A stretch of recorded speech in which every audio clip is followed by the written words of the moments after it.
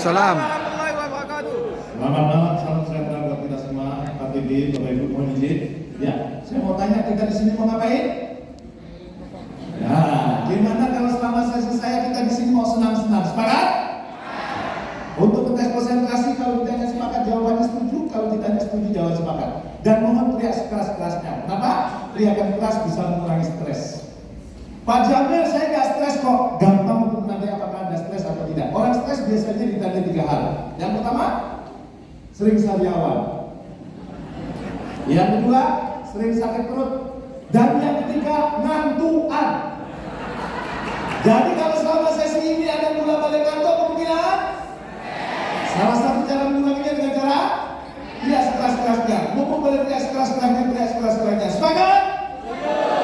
Setuju? Bukti bahwa Anda senang-senang, tolong berikan senyum terindah buat kanan kirinya dulu, silakan. Ya. Senyum itu mudah, gratis. Maka saya punya hipotesis, orang yang jarang senyum biasanya jarang traktir. Ya. Kenapa? Yang gratis saja pelit, apalagi yang bayar. Ya. Jadi selama sesi saya kita senang-senang, sepakat? Setuju? Sesi saya nggak panjang-panjang karena ada acara inti bagi-bagi hadiah di sana. Oke, jadi selama ini masih semangat? Kalau gitu saya tes semangatnya. Tepuk semangat. Itu tepuk pramuka.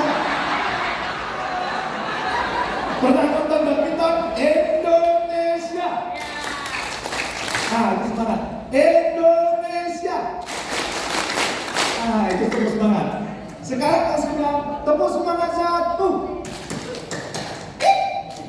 Tepuk semangat 1. Kalau tepuk semangat 2. Wah, keluarin ababnya. Tepuk semangat 2. Wah, oke, tepuk tangan buat kita semuanya ya. Baik, tadi sudah dikenalkan, supaya lebih afdal lagi kenalkan nama saya Jamil Azzaini. Nama asli saya Jamil. Jamil itu dari bahasa Arab artinya indah, cantik, tampan. Ya. Karena dulu waktu ibu saya hamil dia ingin saya lahir perempuan, karena kakak saya laki-laki. Nama yang disiapkan semua perempuan. Begitu lahir, kok kanan ini. Maka bapak dan ibu saya diskusi bagaimana supaya kesannya tetap perempuan. Ketemulah kata Jamil yang artinya indah, cantik. Kalau tampan itu tambahan dari saya, dulunya nggak ada. Azzaini itu kemudian dari ANTB. Tahun 98 saya dikontak ANTB mengisi talk show. Begitu mau tampil pertama kali ditanya, mohon maaf Pak, nama lengkapnya siapa? Jamil. Kalau itu kami sudah tahu Pak. Nama lengkapnya Jamil. Cuma Jamil Pak ya. Mohon maaf Pak, kalau namanya Jamil doang itu tak menjual Pak. Itu kayak nama orang Jawa, Paijo, Parno, Paino. Ada orang Jawa di sini? Nah, ya. Karena memang menurut orang Jawa di dunia itu hanya ada 2 suku, yaitu suku Jawa dan bukan Jawa. Ya. Makanya waktu saya SMP dulu Bapak Irama pernah nyanyi kan, 135 juta penduduk Indonesia, terdiri dari banyak suku bangsa, itulah Indonesia. Ada Jawa, dan banyak lagi yang lainnya. Tapi kata orang singkat Jawa itu singkatan, jalan-jalan wae. Orang Jawa itu hobinya jalan-jalan. Makanya tukang sayur, tukang bakso, tukang jamu kebanyakan orang Jawa.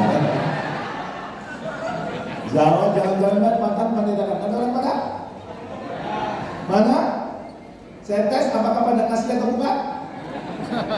Katanya kalau orang ngetes orang Padang asli bukan, gampang katanya. Ini waktu saya dapat pernah praktek di Bogor, suruh baca Pancasila. Tahu Pancasila versi bahasa Padang? Bunyinya begini, Panco Silo, Cie, Bintang Basagi Limo, Duo Rantai Sepedo, Tigo Baringin Tuo, Ampek Kerbau Peliharaan Kito. 5 apa 5? Padi dan kapas. 5 padi makanan itu, kafe pembalutan itu. Itu Pancasila versi bahasa Padang. Ya. Padang itu pandai dagang. Orang Padang kalau suruh bisnis jago, dan tidak ada dalam sejarah orang Padang jadi atlet apalagi jadi pembalap mobil. Kenapa? Karena setiap ikut balapan mobil di setiap tikungan dia berhenti. Kayaknya cocok buka warung Padang di sini. Maka kesalin sama yang lain. Jawa jalan-jalan, Padang Padang, Batak banyak taktik. Ada orang Batak? Yang paling saya suka dengan orang Batak itu apa? Orangnya terus terang, orangnya ceplos-ceplos ya. Saya pernah jadi relawan di Aceh waktu tsunami. Transit di Medan 4 jam. Karena kalau banyak transit di toiletnya antri. Di depan saya ada orang Batak nahan pipis. Karena nggak tahan, akhirnya masuk toilet perempuan. Begitu masuk toilet perempuan ditegur sama ibu-ibu, Pak, kami dibuat perempuan. Maka orang Batak itu menjawab, punya saya juga buat perempuan. Itu orang Batak ya. Iya. Jawa jalan-jalan lain, Padang Padang, Batak banyak taktik, Manado menang nampang doang. Kalau Sunda suka gaul, makanya orang Sunda lepas di tengah hutan hidup dia, ya.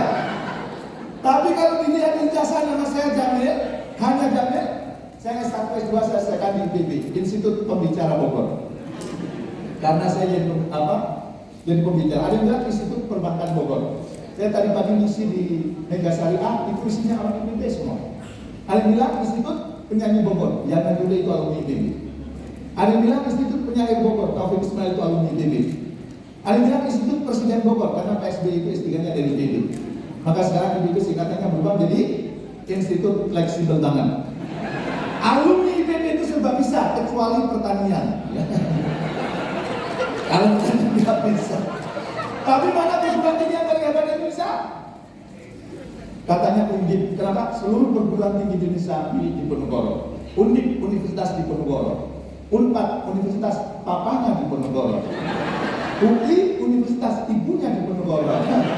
IPB Institut Pakle dan Budenya Diponegoro. ITB Institut Tante dan Budenya Diponegoro. Termasuk UGM juga ada singkatannya. Universitas Grand Maternya Diponegoro. Yang lain belum saya cari, Pak. Termasuk sekolah tinggi perikanan ya, Pak. Belum dicari. Ya, sehari-hari saya sebagai seorang pebisnis, saya juga sebagai trainer dan saya membina 3R. Trainer, leader, entrepreneur. Kalau ada yang mau jadi trainer boleh berguru dengan saya. Ada yang mau jadi leader boleh, termasuk kalau dia jadi entrepreneur. Saya membina sekarang 138 UKM, usaha kecil miliaran. Dulu modalnya 1 juta, 3 juta, 2 juta, ya. Desember 2021 kami konsolidasi di Jawa Tengah, total asetnya sudah lebih dari 12,4 triliun, lumayan ya. Jadi saran saya kalau mau belajar bisnis dari sekarang, jangan pas MPP, masa persiapan pensiun baru belajar bisnis. Ikut pelatihan lele kepatil, ikut pelatihan cacing mati semua, ikut pelatihan jangkrik bangkrut dan kayu marah-marah jangkrik. Jadi latihannya dari sekarang. Wah Pak sudah terlambat Pak, saya sudah mau pensiun Pak. Gimana pelatih leadership saya Pak? Mau pelatih public speaking saya Pak? Boleh. Bapak Ibu boleh titip anak, boleh titip keponakan, boleh titip saudara saya. Programnya 10 bulan. Lulus dari situ punya 4 keahlian. Apa? Leadershipnya oke, public speakingnya oke, wawasan bisnis oke, dan hafal 30 juz. Dan itu gratis. Sekarang sedang menerima angkatannya ke 10. Silakan. Programnya 10 bulan. Ya. Pak, nanti kurang gizi, insya Allah gizinya dijamin. Terus dibiayai dari mana? Dari keuntungan bisnis yang saya jalani. Tolong Pak. Baik, barangkali itu saja. Nanti kalau ketemu di jalan, kami saja jamin. Sudah siap mulai? Siap. Waktunya pendek, kita akan bagi-bagi hadiah. Dan sebelum bagi hadiah, saya memberikan inspirasi. Kalau sudah siap mulai, tangan kanannya diangkat. Tepukan sebelah kanannya dan ikuti kata-kata saya. Friend. Kurang keras. Friend. Acara dimulai. HP disimpan. Di silent. Jangan WhatsApp di sini. Apalagi di telepon. Kanan kirinya. Friend. Thank you ya friend. Kalau lihat saya main HP, jangan sungkan-sungkan. Cubit aja. Dan saya ikhlas. Kalau HP saya bunyi, jadi door prize. Dimana kita membuat kesepakatan, kalau ada HP yang bunyi, HP-nya kita ambil dari kantor prize. Sepakat? Setuju? Oke, kalau gitu kita mulai. Kenal Rupet Uga? Biasa boleh bawa. Kenal Rupet Uga? Ya. Tahu sekarang ya. Rupet Uga punya quote yang menarik. Dunia sekarang berubah. Tetapi bukan lagi yang besar mengalahkan yang kecil, tapi yang cepat mengalahkan yang lambat. Maka dalam kalangan sekarang kalau mau bersaing, eranya era enter, bukan entar. Siapa yang entar kalau sama ya enter. Ibarat anak muda, gue yang pacaran, dia yang lamaran. Menang yang mana antara yang lamaran dan yang pacaran? Yang lamaran, langsung angkat tingkah. Maka eranya sekarang era kurang keras, eranya era enter. Maka berlaku quote. Apa quote-nya? Lebih baik minta maaf daripada minta izin. Maksudnya apa? Kalau itu pekerjaan memenang Anda, kalau itu pekerjaan tugas Anda, nggak usah sebentar. Pak TB mohon izin, kasihan tambah botak, mohon maaf. Kalau kata pesan saya, kalau botak Iqbal itu orang pintar. Kalau di belakang itu pemikir, dan kalau dari depan sampai belakang dia pikir dia pintar. Kalau Pak TB nggak sampai habis ya. Maka sekarang eranya berapa Pak? Lebih baik minta maaf daripada untuk pekerjaan ya, bukan untuk kawin lagi. Jangan sampai pulang dari sini langsung ke Sukabumi dekat. Nikah sini 3 bulan kemudian ketahuan istrinya. Pak, nikah lagi kok nggak minta izin sih Pak? Waktu itu aku dengar seminar Pak Jamil, lebih baik minta maaf daripada minta izin. Enggak, ini berlaku untuk pekerjaan. Kalau tadi mau keluar, apalagi tadi? Bangkit semakin pesat, maka syaratnya salah satunya adalah enter. Lebih baik minta maaf daripada minta izin. Kalau itu kewenangan Anda, kerjakan. Kalau itu tugas Anda, kerjakan. Kalau itu tugas Anda, kerjakan. Sehingga penyerapannya bisa 99,5 lagi. Karena eksekusinya cepat, kewenangan bersama. Ya. Oke, maka sekarang yang cepat mengalahkan yang lambat. Maka perubahan terjadi sangat cepat. Menuntut organisasi juga berubah. Dulu setiap bulan saya harus ngantar istri saya ke Giant. Sekarang Giant sudah tutup. Istri saya belanjanya online terus. Pakai. Sampai saya kemudian protes. Ma, kok tiap hari belanja sih Pak? Mas Jamil, ingat prinsip keluarga kita workshop. Suami yang work, istri yang shop. Jadi ketika istri saya belanja, ya. Dan kalau istri saya belanja, silakan. Saya termasuk aku istri di rumah. Ya, oke. Saya ingin tanya, biasanya kambing berkumpul dengan kambing, serigala berkumpul dengan serigala, harimau berkumpul dengan harimau. Suatu saat harimau mengadakan pesta pernikahan, yang datang tentu harimau. Ada kucing datang satu. Harimaunya protes, hei kucing, ini pernikahan harimau. Kenapa kamu datang? Jangan gitulah. Karena saya dulu juga harimau. Setelah menikah jadi kucing. Saya kalau dulu nanti masuk kucing. Bapak ini yang hadir harimau atau kucing? Harimau kalau di kantor, di rumah kucing. Kenapa? Tabiatnya semua laki-laki takut. Makanya katanya di surga disediakan 2 pintu. Pintu yang pertama untuk barisan yang takut istri. Itu isinya panjang banget. Kebanyakan orang budidaya perikanan. Hanya satu orang di situ yang di pintu yang tidak takut istri. Namanya Pak Heri. Mana Pak Heri? Akhirnya mereka datang ke Pak Heri. Pak Heri, semua laki-laki di perikanan budidaya berdiri di pintu yang takut istri. Hanya Anda yang berdiri di sini. Kenapa itu? Dan Pak Heri menjawab, saya dipaksa istri saya. Aku juga Pak, ya. Oke, balik ke sini. Maka bila tidak mau berubah atau merasa nyaman dengan perubahan yang terjadi, bersiaplah untuk mati kita kalau nggak berubah. Jangan sampai diajak berubah apa yang berubah sih Pak TB, Pak TBPS, kita goblok penghasilan sama. Kalau itu terjadi kita akan mati. Maka kita harus berubah. Pertanyaannya, di mana Pak berubahnya? Kenapa kemudian kita harus berubah? Karena kalau kita kemudian apa yang harus menjadi inti perubahan tadi sudah disampaikan oleh Pak Pilih. Saya merangkum saja. Apa? Kalau ingin berubah di era sekarang wajib untuk apa? Bersinergi. Satu dengan lain bekerja sama. Anak saya pernah ngasih tebak-tebakan ke saya. Pak, 1 tambah 1 berapa?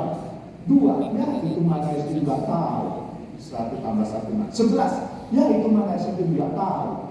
Kalau dulu Bapak nggak tahu ya, Bapak nggak tahu 1 tambah 1 selain 2 dan 11? Enggak, benar, nyerah.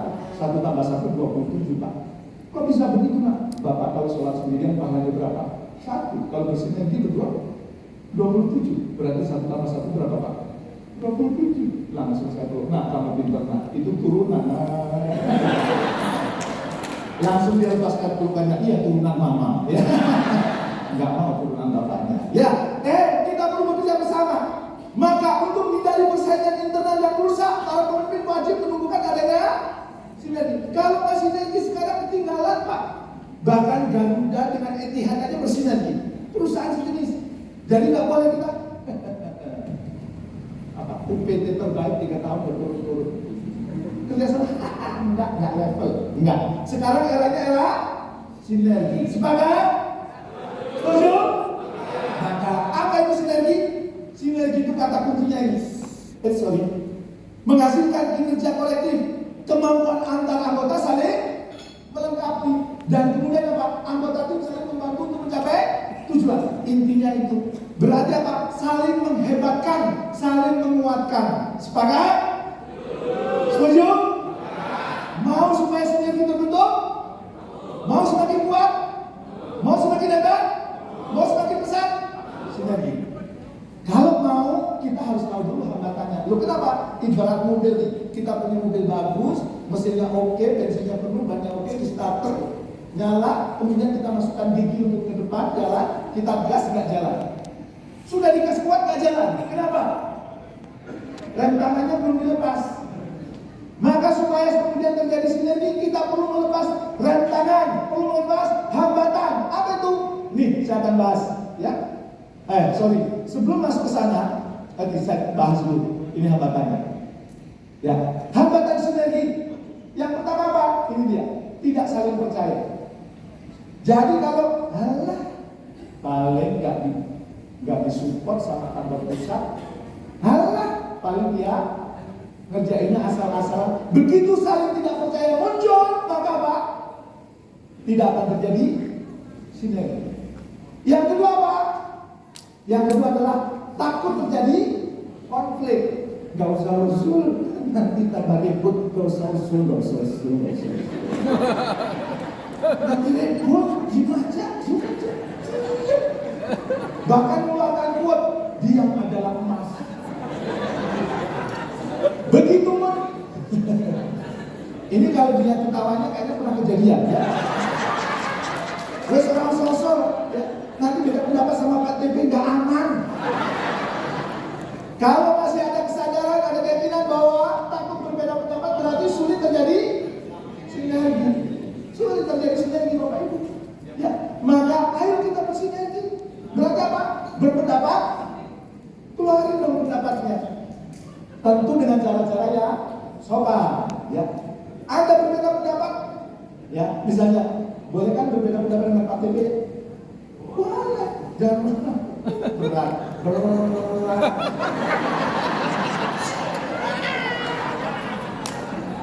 Bukan kalau itu bisa digeser ini kalau beda pendapat ya, misalnya itu akan menyulitkan terjadinya. Kalau Anda punya gagasan, punya ide yang brilian, datang Pak, saya punya ide gagasan yang brilian, ini usul saya Pak. Beda pendapat biasa aja bro. Ya, maka perlu ya, tidak takut terjadi konflik. Tapi kenapa? Kurangnya komitmen. Rapat sudah diputuskan dijalani, tapi di lapangan nggak dijalani. Itu menghambat juga sinergi. Dan yang berikutnya apa?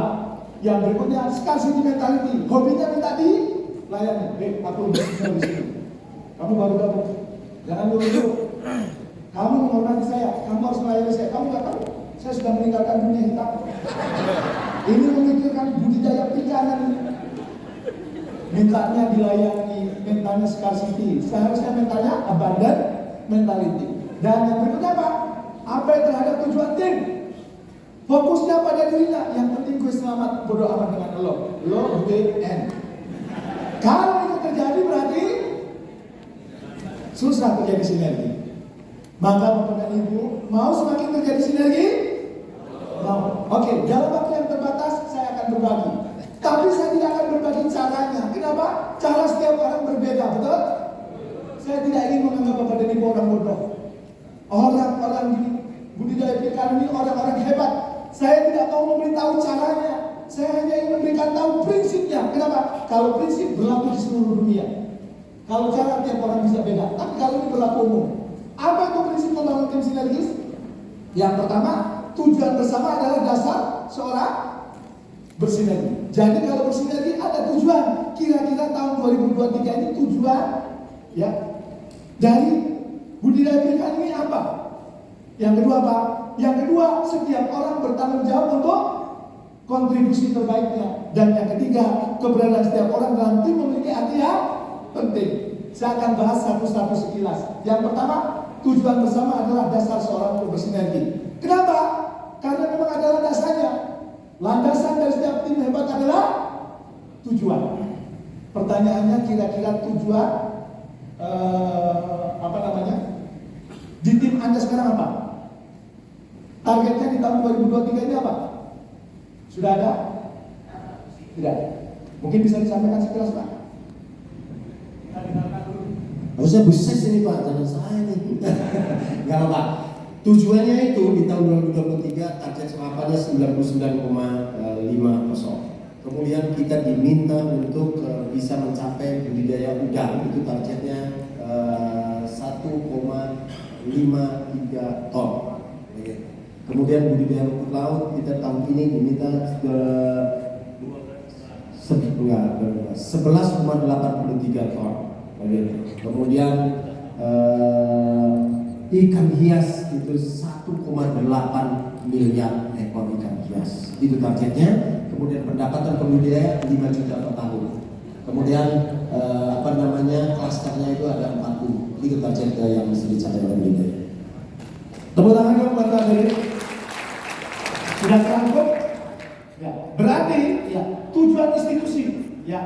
Target tadi sudah. Apa target menantang? Menurut Anda target yang disampaikan Pak Devi tadi menantang? Menantang. Pembunya luar biasa, bahkan penghasilannya 5 juta. Menantang? Atau biasa aja? Enggak. Maka kalau sudah menantang, ayo selaraskan target, temukan alasan supaya kemudian kita bersinergi. Maksudnya apa? Selaraskan target ini. Ada target perusahaan, dalam hal ini berarti target institusi. Selain target institusi, ada target tim. Selain target tim ada target apa yang terakhir? Target individu. Tadi targetnya sudah disampaikan sama Pak TB. Berarti target yang disampaikan itu harus diluruskan, harus diturunkan menjadi target tim. Dan masing-masing anggota tim punya target pribadi. Pertanyaan saya, apakah masing-masing yang hadir di sini sudah punya target pribadi? Mobil pribadi, sudah? rumah pribadi, sudah. Ada yang belum? istri pribadi. Nah, yang belum nanti malam dirumuskan. Kalau sudah dirumuskan target pribadi, maka apa? Temukan alasan dari target. Karena ada orang yang kerjanya cuma begini: rumah, mobil, kantor, kantor, mobil, rumah. Senin sampai Jumat, Sabtu balas jam tidur, Minggu lanjutin tidur. Minggu sore sudah pemutar jangkrik. Besok Senin lagi, ketemu buses lagi, ditarget ditanya pekerjaan lagi. Hati-hati kalau Anda pekerjaan cuma rumah, mobil, kantor, kantor, mobil, rumah. Di masa tua Anda bisa menjadi kelompok P16. Pergi pagi, pulang petang, pantat piot, pinggang pegel, pala pusing, penghasilan pas-pasan, pajak pula pas pensiun penyakitan. Orang-orang yang pada kerjanya cuma rumah, mobil, kantor, kantor, mobil, rumah, gak ada tujuan yang jelas, gak ada target yang jelas, gak ada alasan yang jelas, nanti masa pensiunnya menderita. Kenapa? Profesor Hamka sudah mengingatkan, kalau hidup hanya sekedar hidup, kera di hutan juga hidup. Kalau kerja hanya sekedar kerja, kerbau di sawah juga kerja. Maka kita, oke, saya punya target supaya lebih kuat, supaya kita bisa seperti harimau, tidak seperti kera, berarti punya alasan. Kira-kira kalau Anda sudah punya, oke, targetnya, alasan apa? Alasan yang pertama adalah rasional. Kalau ini pekerjaannya tuntas, insya Allah nilai saya naik, jabatan saya naik. Rasional boleh? Boleh. Kalau ini tercapai, kemudian, akhirnya kita dapat penghargaan. Kenapa? Karena tim kita itu menjadi tim yang terbaik di institusi pemerintah. Nama Anda naik. Boleh alasan rasional? Boleh. Ada juga alasan emosional. Kenapa? Indonesia adalah negara laut. Maka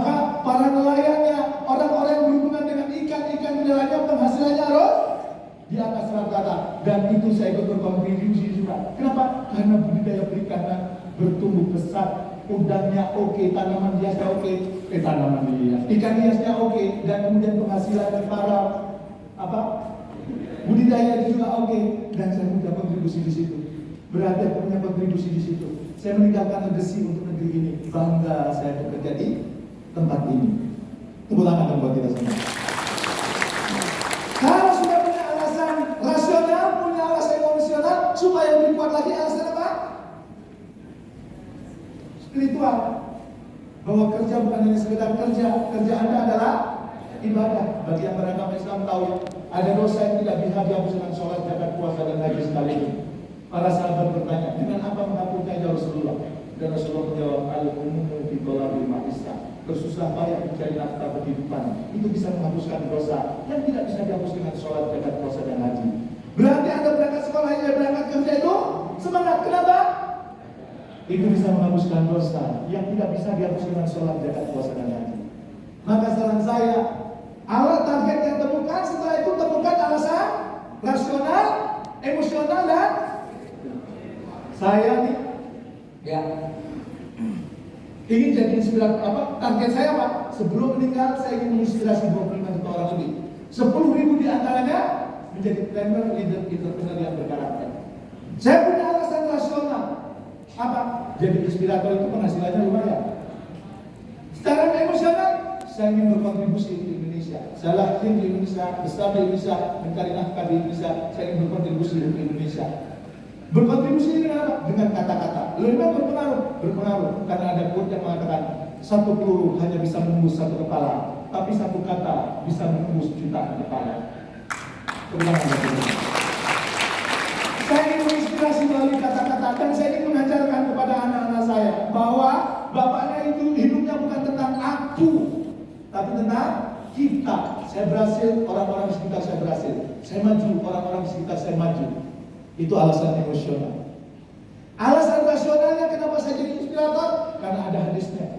Sesungguhnya Allah, para malaikat, penghuni langit, penghuni bumi, bahkan semua dilubang ikan di lautan berselawat kepada orang yang mengajarkan kebaikan. Maka kalau Bapak dan Ibu juga mengajarkan kebaikan, mengajarkan budidaya perikanan kebaikan, itu akan mendapat selawat dari Tuhan yang Maha Kuasa. Selawat para malaikat penduduk langit bumi. Bahkan ikan di lautan yang jumlahnya triliunan itu juga berselawat kepada kita. Maka walaupun kemudian baru mendarat dari umrah, Pak TB minta saya hadir di sini, saya hadir dan penuh sukacita. Alasan rasionalnya ada, emosionalnya ada, spiritualnya ada. Apalagi tadi disuguhin durian di tempat makan. Oke. Maka malam ini coba renung, kira-kira alasan rasional itu apa ya? Kira-kira alasan emosional itu apa ya? Kira-kira alasan spiritual itu apa? Anda kalau sudah menemukan itu, bekerja tidak merasa sedang bekerja, sedang menuntaskan misi, enjoy, asik, sepakat? Setuju? Masuk Pak Eko? Maka yang kedua, prinsipnya apa? Setiap orang bertanggung jawab untuk kontribusi terbaiknya. Sinergi itu akan terjadi kalau orang-orang di dalamnya itu terbiasa untuk ambil tanggung jawab, bukan mudah menyalahkan. Apa sih Pak ciri-ciri orang yang tidak bertanggung jawab nih?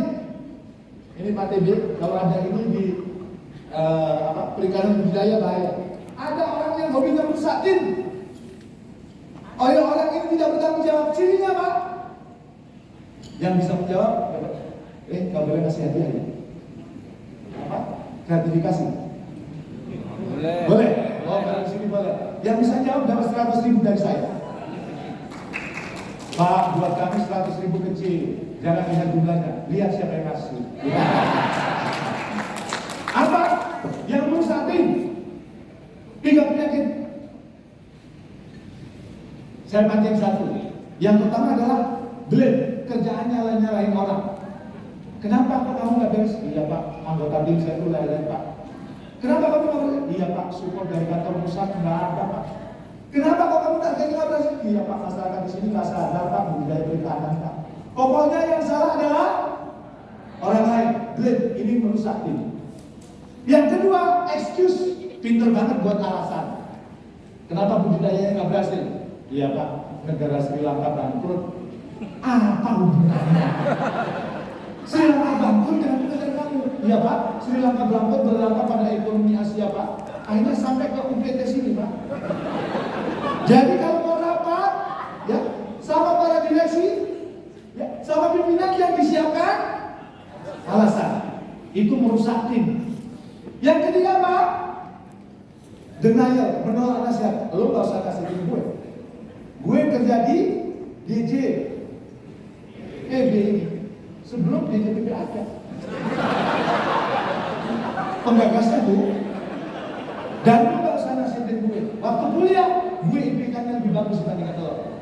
Gue 4,0. Lo 4,0 2 semester. Semester ganjil 2,0. Semester genap 2,0. Dijumlah 4,0. Gak layak kamu nasihatin saya. Itu namanya denial, menolak nasihat. Bahkan kalau dinasihatin baper. Oke. Ini Pak Dede, ini menurut ilmu leadership Pak. Kalau pemimpin masih punya 3 penyakit ini, tidak layak jadi pemimpin. Kalau masih suka hobinya nyalahin orang lain, setelah nyalahin orang lain, punya banyak alasan. Dan setelah punya banyak alasan, kalau dikasih nasihat, denial, tidak layak dan itu merusak tim. Ada 3 penyakit yang merusak tim. Yang pertama apa? Teriak sekeras-kerasnya, teriakan keras bisa mengurangi stres. Ada 3 penyakit yang merusak tim. Yang pertama apa? Huruf pertamanya? Ada penyakit yang kedua apa? Huruf pertamanya? Ada penyakit yang ketiga? Huruf pertamanya? Kalau disingkat? Dan itu artinya? Tempat tidur. Orang yang punya 3 penyakit ini lebih baik di tempat tidur, nggak usah ngantor. Karena apa? Karena merusak tim. Hobinya meludah. Di sumur yang airnya dia minum, sudah tahu dapat gaji dari DJPB. Kerjaannya jelek-jelekin institusi. Tidak layak, ini hobinya meludah di sumur yang airnya dia minum. Masih ada yang punya penyakit ini? Kalau ada mungkin hari Jumat bertobat. Apalagi sini tempatnya keramat. Hati-hati yang di kamar sendirian. Saya pernah tidur di sini dulu ya. Itu merusak tim. Tapi ada kemudian kontributor tim. Itu apa? Yang pertama adalah solution. Gimana caranya menetapkan target, mencapai target yang kemudian disampaikan Pak DBD. Solusi apa yang bisa kemudian diberikan. Yang kedua apa? Eksekutor. Jadi pemimpin kerjaannya jangan rapat online terus rapat online. Sudah rapat.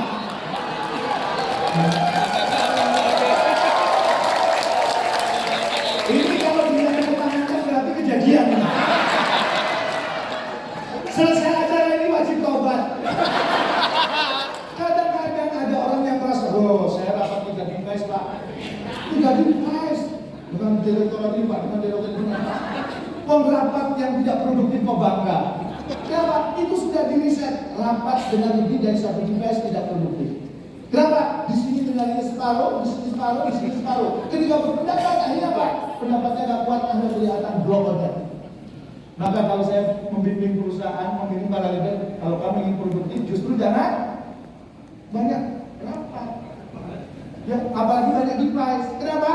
Karena itu menurunkan produktivitas. Bahkan risetnya di Inggris, orang yang sering multitasking dalam waktu 1 tahun tingkat kecerdasannya turun 12 poin. Iya Bapak Ibu. Dia ada diskusi suka nggak nyambung. Coba sembung naik ojek nggak nyambung. Coba sembung masuk juga mati. Ini terlalu serius ini. Kan kita di sini mau senang-senang. Sepakat? Indonesia. Tepuk semangat 1. Tepuk semangat 2. Oke, kita lagi.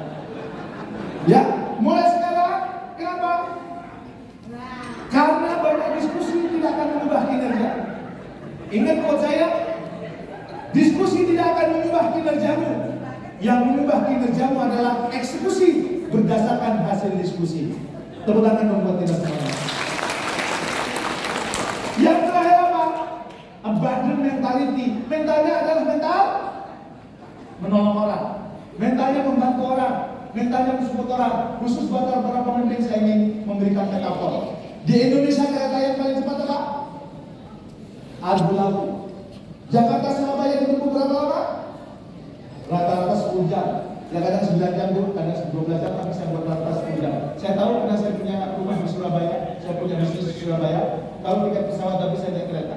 Kereta itu bisa jalan karena ada banyak? Ya pastilah Pak, ini udah di atas rel Pak. Sebelum ada mesin, lokomotif. Pertanyaan saya, kalau lokomotifnya rusak, keretanya jalan nggak?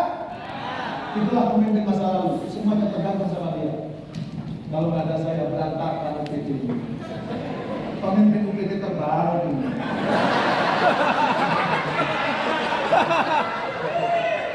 Iya boleh, tapi itu Superman kan? Dan kalau Anda tahu Superman sudah mati. Tahun 2012 saya diundang oleh Duta Besar Indonesia di Jepang, Pak Lutfi, yang kemarin Menteri Perdagangan.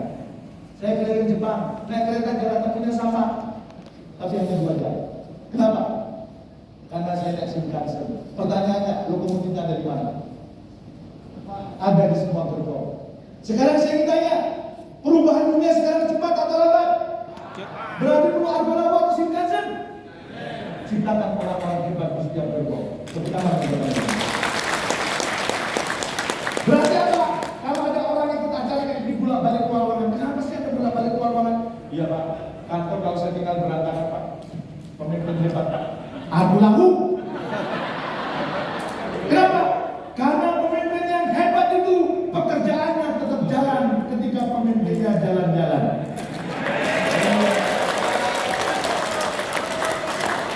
Iya betul Pak. Ini kok kayak Pak Aher ya? Pak Aher bukan? Ada saudara Pak Aher? Orang bukan, itu jalan-jalan ya. Jadi kalau Anda sebagai seorang pemimpin tugasnya apa?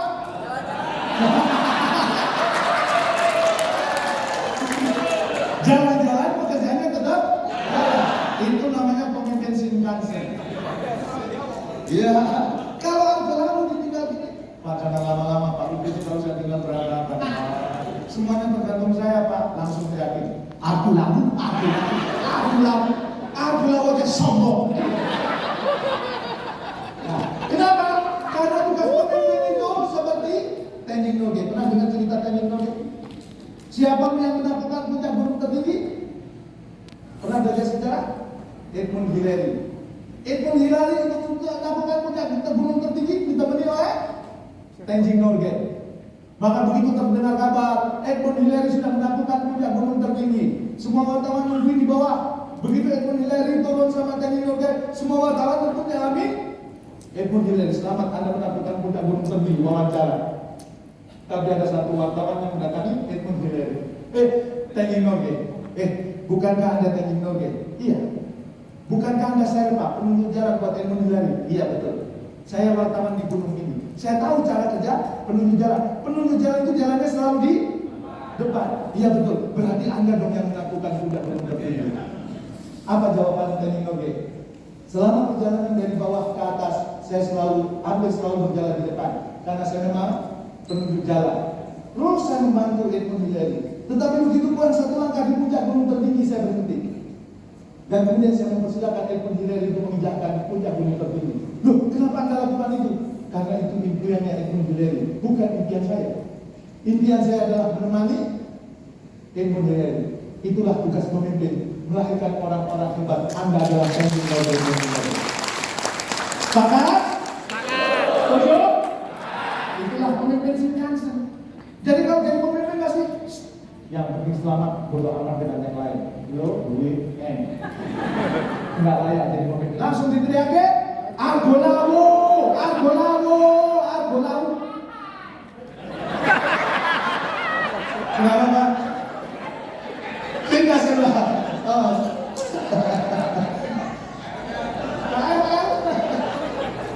Iya. Maka pemimpin yang hebat itu melahirkan pemimpin, bukan melahirkan follower. Sepakat? Setuju?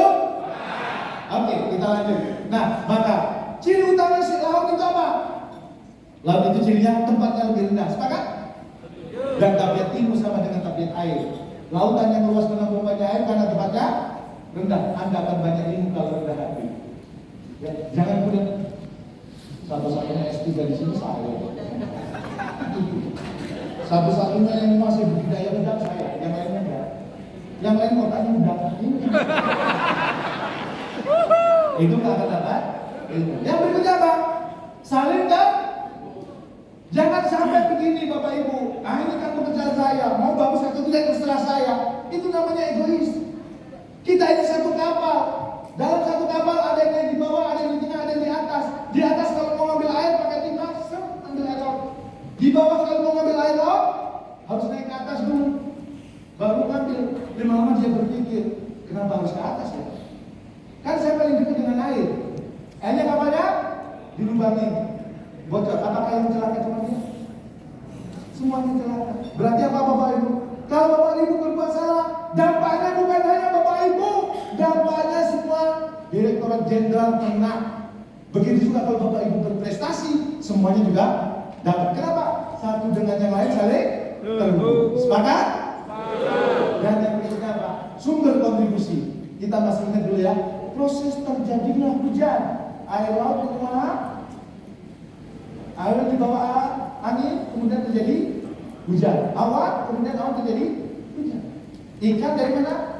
Laut. Batu minyak dan sebagainya dari mana? Kebanyakan laut juga. Sumber. Maka sumber kontribusi. Maka sekarang jauhi BED, kita fokus ke C.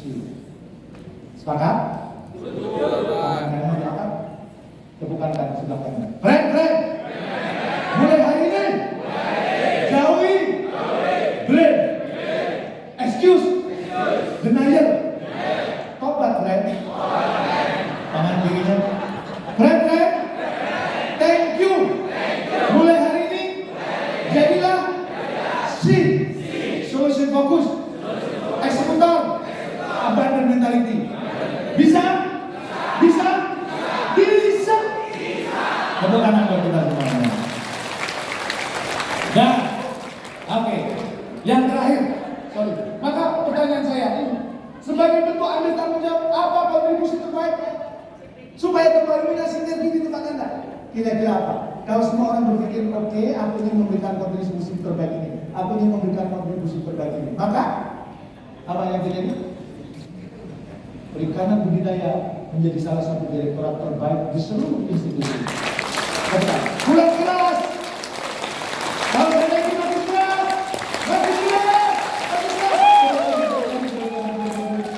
Naik lagi, makin keras. Bisa. DJBB.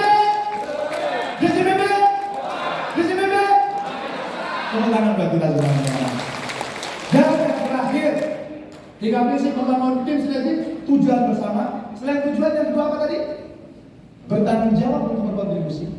Dan yang ketiga apa? Semuanya itu penting. Semua orang di DJPB penting. Sepakat? Saya menggunakan metafor. Anggota tubuh melakukan konferensi. Mereka mendiskusikan bagian tubuh mana yang paling penting. Maka saya dong. Karena dengan saya, Anda bisa melihat indahnya dunia. Pendengaran? Saya dong. Karena dengan saya Anda bisa mendengarkan musik-musik yang indah. Jantung? Saya yang paling penting. Saya berhenti berdetak, mati kalian. Akhirnya mereka bingung menentukan bagian tubuh yang paling penting. Dan akhirnya mereka berdiskusi bagian tubuh mana yang paling tidak penting. Setelah diskusi disepakati, mohon maaf, yang paling tidak penting dubur. Hari pertama tidak ada masalah. Hari kedua mulai gelisah. Hari ketiga meriang. Hari keempat panas dingin. Kenapa? Ternyata bagian belakang tidak berfungsi. Akhirnya anggota tubuh yang lain datang. Dubur berfungsi dong. Apa jawaban itu? Bukankah aku bagian tubuh yang paling tidak penting? Enggak kok, sekarang semuanya termasuk office boy di kantor penting. Hati-hati kalau Anda menganggap tidak penting. Office boy buatin kopi dicampur arsenik, mati perlahan-lahan. Atau kalau dia takut untuk pindah, paling tidak buat kopinya mobil dulu maju. Penting. Begitu Anda minum kopi dia kok asin ya. Oke, maka setiap orang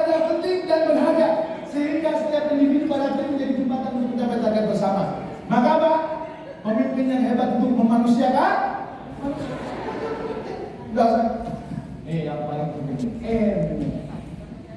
urusan ikan biasa. Yang bukan? Bukan. Yang meningkatkan penghasilan? Oh, kita dong meningkatkan 5 juta bukan pekerjaan kita. Semuanya?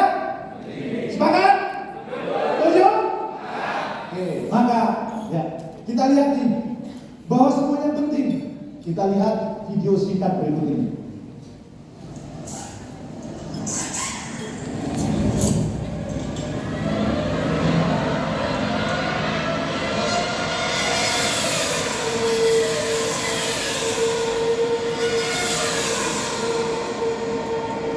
Kita hitung berapa detik ya? Benerin ban, isi bensin, benerin bor, kita hitung.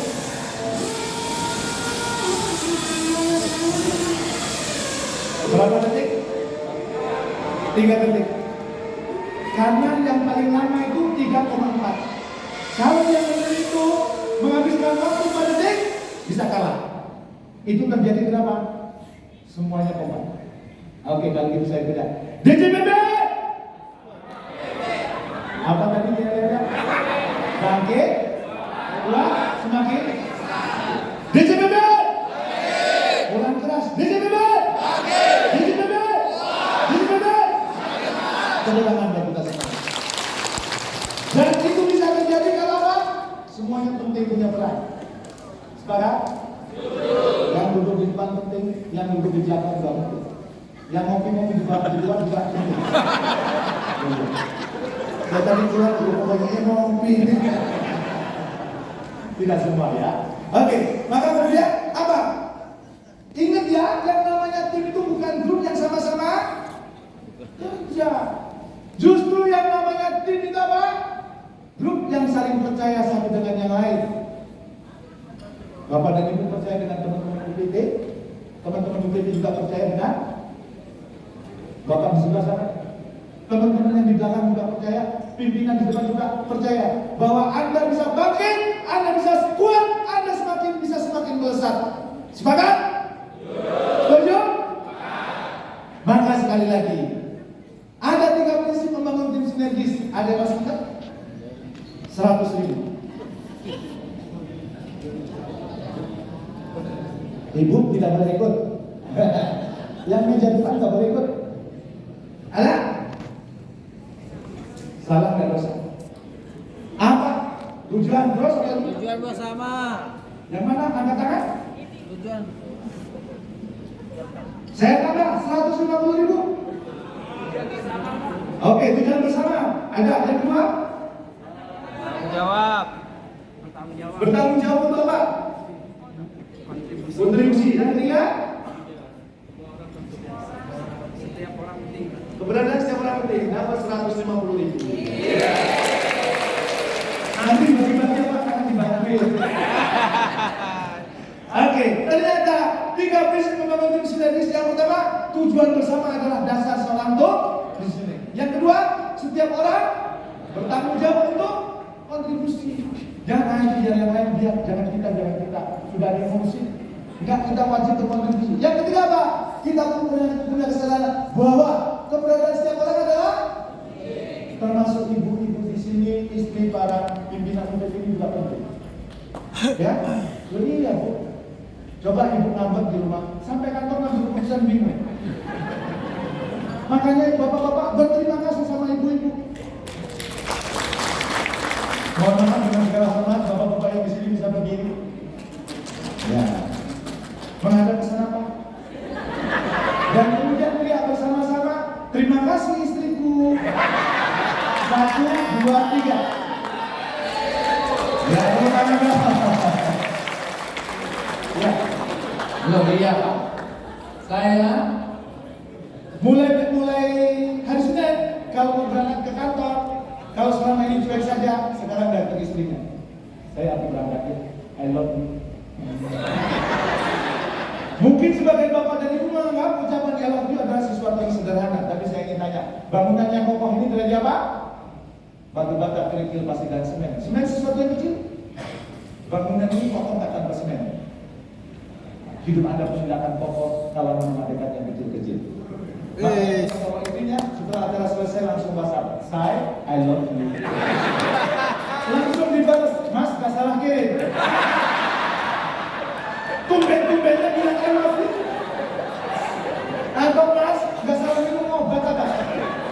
Diceritain dulu, Ma, hari ini ya Ma, sambil nunggu hadiah ada ngasih inspirasi Ma. Sebenarnya sih saya berharap gak panjang-panjang Mas sudah nunggu hadiah. Tapi inspirasinya keren habis Ma. Iya, Pak TB kalah Ma. Saya sudah bilang tadi Pak TB pakai jadi motivator ya. Dan dia mengatakan kalau kita ini mengucapkan I love you, mulai hari ini aku akan bilang I love you 3 kali sebentar. Saya kalau sudah sampai rumah Bapak Ibu, handphone sudah taruh dan saya bilang sama istri saya, aku sudah sampai rumah, dadaku dan telingaku hanya untukmu. Kenapa? Bahkan saya bilang, dada sebelah kiri ini spesial untuk Mama. Yang kanan dia nggak tanya. Nah, kalau dia nangis saya kasih dada sebelah kiri. Kita sudah berapa liter air mata di sini. Kalau dia geser ke kanan, saya geser ke kanan. Jadi yang kanan ini masih ada peluang. Ya. Loh, kenapa kok saya kemudian menyangka itu dan kemudian mendengarkan cerita? Karena saya yakin dengan sebuah riset, Pak. Wanita yang sehat itu setiap hari harus mengeluarkan 12.400 kata. Jadi kalau ibu-ibu cerah, pertahankan. Kalau kurang cerah, tingkatkan. Dan buat bapak-bapak kalau punya istri sehat, bersyukur, berarti dia tidak stres. Bapak yang stres. Ayo, daripada curhatnya ke mana? Daripada curhatnya ke Facebook, lebih baik kan? Udah saya ini. Begitu saya sering mendengar cerita saya sampai ke keponakan saya. Om, saya dengar Om Jani hobinya dengerin cerita tante ya. Iya, supaya lebih top Om, dengerin cerita ada rumusnya Om. Rumusnya apa? Him Om. Apa itu him? Huruf pertama H, huruf kedua I, huruf ketiga M. Maksudnya apa? Kalau tante lagi cerita, keluarin huruf pertama H. Semangat ya Om, semangat keluarin huruf kedua I. Iya tak? Dan semangat Om. Dan pada saat puncak-puncaknya keluarin huruf mosok. Nanti praktekin. Kalau bapak-bapak praktekin, ibunya udah dengar. Yang tidak bawa istri praktekin. Iya tak? Mosok. Insya Allah akan semakin powerful. Oke, maka sesi ini saya tutup dengan quote dari saya. Apa quote-nya? Di dalam sinergi ada? Di dalam sinergi ada? Di dalam sinergi ada kebahagiaan di dalam hati sehingga bisa mencapai produktivitas tertinggi. Total berikutnya. Ini yang bisa saya berikan Pak, masih kurang Pak, masih kurang. Saya tidak mau meminta waktu Anda, hadiah sudah menanti Anda. Terus gimana Pak, saya masih kurang Pak? Kalau masih kurang, ambil handphone, buka YouTube. Set, Jamil Azeni Official. Nanti akan ketemu channel YouTube-nya dan jangan lupa subscribe. Kenapa? Setiap minggu saya konsisten mengeluarkan 4 video. Video yang pertama itu bentuknya audio, ya. Hari Senin, hari Selasa saya mengeluarkan video untuk para pemimpin. Hari Kamis saya mengeluarkan, besok pagi jam 6 sampai jam 7 jam 5 sampai jam 6 sampai jam 7 saya siaran langsung di itu. Dan itu semuanya tentang personal development dan leadership. Gratis, tidak perlu bayar. Ya, cuma subscribe. Gitu. Baik, itu yang bisa saya sampaikan. Sebelum saya tutup, saya mau pakai pantun. Boleh? Kalau ada sumur di ladang, jangan lupa menumpang mandi. Kalau ilmunya masih kurang, jangan lupa ngundang lagi. Terima kasih. Assalamualaikum warahmatullahi wabarakatuh.